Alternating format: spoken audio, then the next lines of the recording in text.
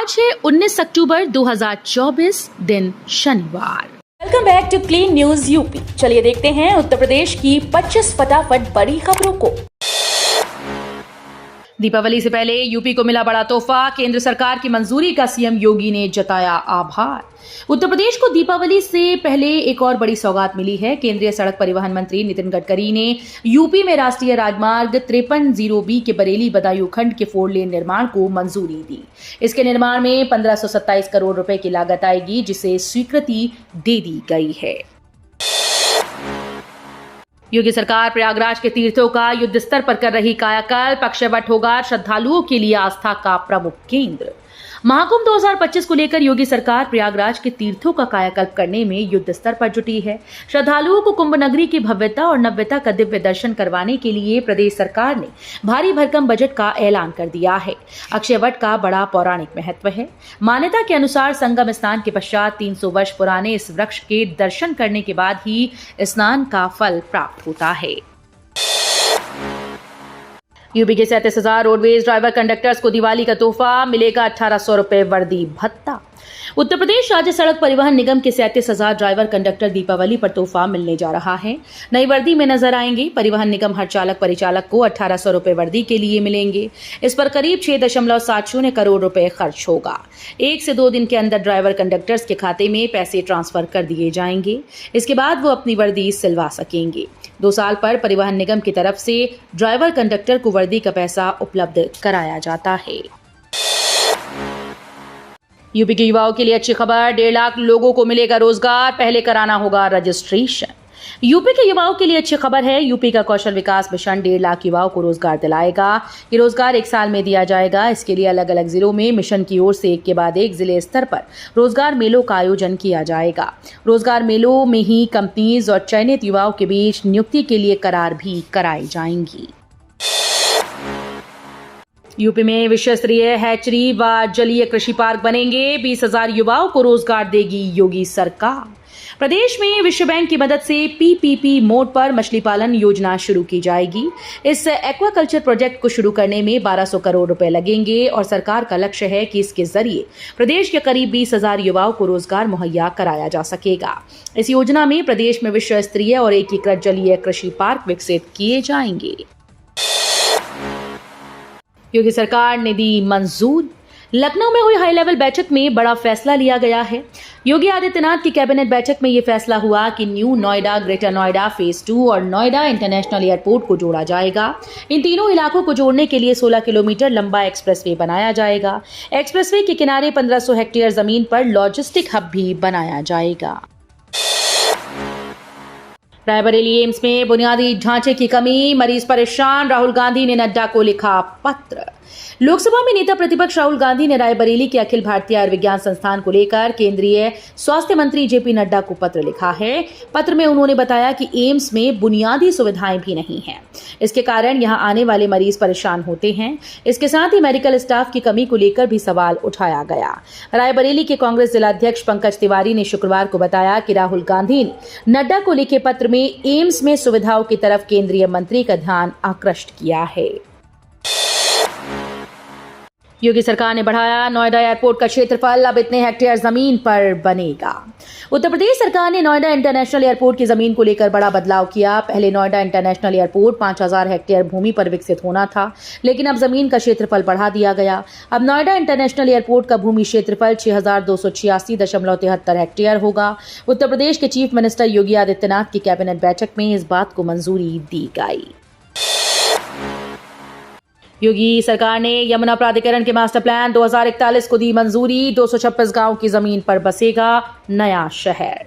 यमुना विकास प्राधिकरण से जुड़ी इस वक्त की सबसे बड़ी खबर सामने आ रही है। उत्तर प्रदेश सरकार ने यमुना विकास प्राधिकरण के मास्टर प्लान 2041 को मंजूरी दे दी। अब इस पर काम शुरू होगा। यमुना प्राधिकरण के मास्टर प्लान 2041 के तहत गौतम बुद्ध नगर के 131 और बुलंदशहर के 95 गांव अधिग्रहण किए जाएंगे।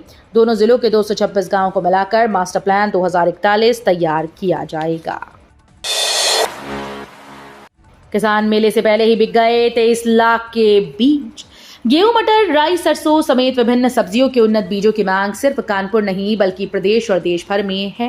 अधिक पैदावार और जलवायु परिवर्तन के साथ रोगों से बचाव को ध्यान में रखते हुए किसान बाजार के बजाय विश्वविद्यालय के बीजों पर अधिक भरोसा करते हैं, जिसका परिणाम देखने को मिल रहा है।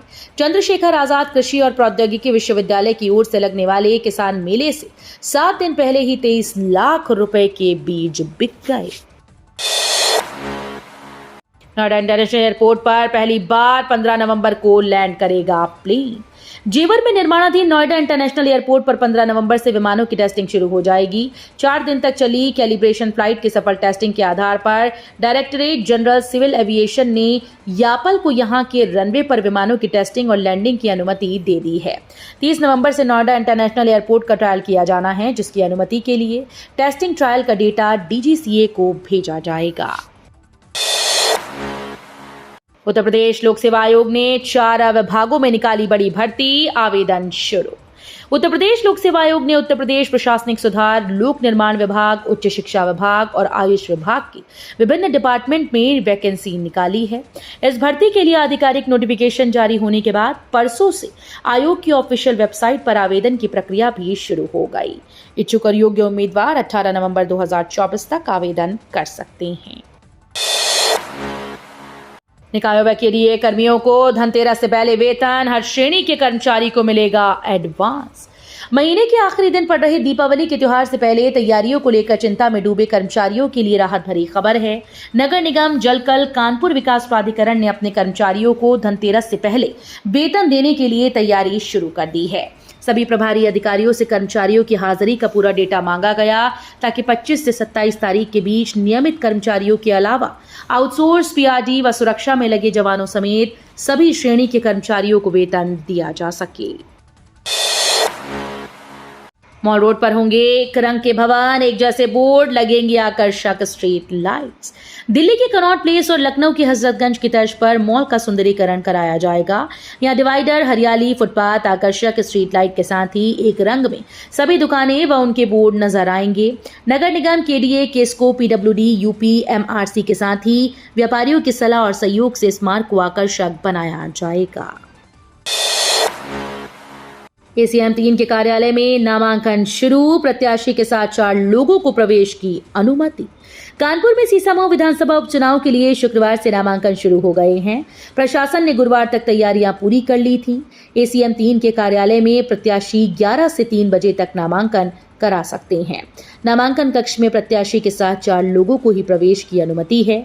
वहीं एक प्रत्याशी 4-4 सेट नामांकन पत्र ले सकेगा। यूपी में अब मिलावट के साथ होगी बैक्टीरिया, फंगस की भी जांच। CM योगी के आदेश पर मिलावटखोरों के खिलाफ सख्त कदम। अब खाद्य पदार्थों में मिलावट के साथ साथ रोग फैलाने वाले बैक्टीरिया और फंगस की भी जांच की जाएगी। किन कारणों से फूड पॉइजनिंग हुई, इसका पता चल सकेगा। अभी खाद्य सुरक्षा एवं औषधि प्रशासन विभाग की प्रयोगशालाओं में केमिकल जांच में इसका पता नहीं चलता है।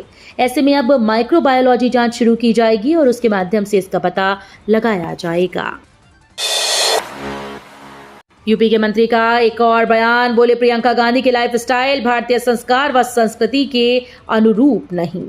यूपी सरकार के राज्य मंत्री स्वतंत्र प्रभार दिनेश प्रताप सिंह के कांग्रेस नेता प्रियंका गांधी पर दिए गए बयान पर एक तरफ कांग्रेस कार्यकर्ता प्रदर्शन कर रहे हैं तो दूसरी तरफ मंत्री ने एक और बयान दे दिया। उन्होंने कहा कि प्रियंका गांधी के लाइफस्टाइल भारतीय संस्कार और संस्कृति के अनुरूप नहीं है। बता दें कि लखनऊ में NSUI के कार्यकर्ताओं ने मंत्री के आवास का घेराव कर नारेबाजी की और अमेठी में विरोध प्रदर्शन करते हुए पुतला दहन किया। यूपी पुलिस का दावा, 7.5 साल में 80,000 से अधिक अपराधियों को मिली गुनाहों की सजा। यूपी पुलिस ने दावा किया है कि प्रदेश में अपराध को नियंत्रित करने के लिए जीरो टॉलरेंस नीति के तहत काम किया जा रहा है। यूपी पुलिस जहां एक तरफ सीधा मुकाबला करते हुए अब तक 210 बदमाशों को ढेर कर चुकी है, वहीं एक बहुत बड़ी संख्या ऐसे अपराधियों की भी है जिन्हें न्यायालय में पुलिस की प्रभावी पैरवी से बेदम कर दिया गया है। यूपी पुलिस का अभियोजन निदेशालय इसमें अहम रोल अदा कर रहा है। मदरसों में श्लोक मंत्र पढ़ाने के फैसले का विरोध, मौलाना शहाबुद्दीन बोले इससे हो सकता है टकराव।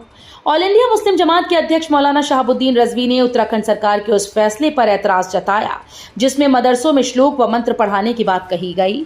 उन्होंने कहा कि मदरसों में श्लोक व मंत्र पढ़ाए जाने से टकराव की स्थिति पैदा हो सकती है। उत्तराखंड सरकार को इस फैसले को वापस लेना पड़ेगा। सीएम योगी बोले, यूपी में असीमित क्षमता, पूरा होगा $1 ट्रिलियन की अर्थव्यवस्था का सपना। मुख्यमंत्री योगी आदित्यनाथ जी ने शुक्रवार को एक महत्वपूर्ण बैठक में प्रदेश को 1 ट्रिलियन की अर्थव्यवस्था वाला राज्य बनाने की संकल्प की पूर्ति की दिशा में जारी प्रयासों, अब तक के परिणामों और भावी नीति पर विमर्श किया। बैठक में विभिन्न मंत्रीगणों, शासन स्तर के वरिष्ठ अधिकारियों, सलाहकारों, विशेषज्ञों की उपस्थिति रही। बीएचयू में खुलेगी प्रदेश की पहली डायमंड लैब, कैंसर की होगी फ्री जांच। बीएचयू के सर सुंदरलाल अस्पताल में प्रदेश की पहली diamonds lab DHR, ICMR, advanced molecular oncology diagnostic services खुलेंगी। यहां पर बायोमार्कर और जेनेटिक संबंधित 50 से अधिक जांचें निःशुल्क होंगी। अब तक इस जांच के लिए निजी अस्पताल में 1.5 लाख रुपए खर्च करने पड़ते हैं। 3 महीने में लैब में जांच शुरू हो जाएगी। हालांकि पूरी क्षमता के साथ चलने में इसे 3 साल का समय लगेगा। करोड़ों टैक्स पेयर्स को मिलेगी राहत, इनकम टैक्स विभाग ने किया नियमों में बदलाव। Central board of direct taxes ने करदाताओं को राहत देने के लिए इनकम टैक्स से जुड़े कुछ नियमों में बदलाव को नोटिफाई कर दिया है। इससे सैलरीड एम्प्लॉयज के लिए कलेक्ट किए जा चुके टीसीएस या डिटेक्ट किए जा चुके टीडीएस का क्रेडिट क्लेम करना आसान हो जाएगा। साथ ही इन बदलावों के चलते नाबालिगों के टीसीएस क्रेडिट का क्लेम पेरेंट्स कर सकेंगी। रोहित, विराट, सरफराज ने ठोके 50, भारतीय बल्लेबाजों ने बढ़ाई न्यूजीलैंड की टेंशन। भारत और न्यूजीलैंड के बीच 3 मैचेस की टेस्ट सीरीज का पहला मैच आरसीबी के home ground M Chinnaswamy stadium में हो रहा है। मुकाबले के तीसरे दिन रोहित शर्मा की सेना ने बल्लेबाजी के विभाग में अच्छा प्रदर्शन किया और अब मेजबान टीम मैच में वापसी करती नजर आ रही है। न्यूजीलैंड की टीम ने पहली पारी में बेहतरीन बल्लेबाजी करते हुए 402 रन बनाए और 356 रन की बढ़त हासिल की। वहीं दूसरी पारी में टीम इंडिया ने स्टंप्स तक 3 विकेट खोकर 231 रन बना लिए थे। वक्फ बोर्ड को खत्म कर कब्रिस्तानों और ईदगाहों को नियंत्रण में लेने की योजना बना रही सरकार। कांग्रेस सांसद इमरान मसूद ने आरोप लगाया कि सरकार की योजना वक्फ बोर्ड को खत्म करने और कब्रिस्तानों, मस्जिदों, ईदगाहों को अपने नियंत्रण में लेने की है। कांग्रेस के संविधान बचाओ संकल्प सम्मेलन को संबोधित करते हुए मसूद ने सरकार की कथित योजना पर चिंता जताई। बाल विवाह रोकने के लिए जागरूकता की जरूरत, सिर्फ सजा से कुछ नहीं होगा। बाल विवाह पर सुप्रीम कोर्ट ने कहा कि बाल विवाह रोकने के लिए जागरूकता की जरूरत है, सिर्फ सजा के प्रावधान से कुछ नहीं होगा। हमने बाल विवाह की रोकथाम पर बने कानून के उद्देश्य को देखा और समझा। ये अप्रभावी साबित हुआ क्योंकि इसमें कई खामियां हैं। बाल विवाह रोकथाम कानून को पर्सनल लॉ के जरिए बाधित नहीं किया जा सकता। इस तरह की शादियां नाबालिगों को जीवन साथी चुनने की आजादी देने के अधिकार का उल्लंघन करती हैं। तो ये थी आज की 25 फटाफट बड़ी खबरें। अगर आपको न्यूज पसंद आई हो तो वीडियो को लाइक और शेयर जरूर करें। धन्यवाद।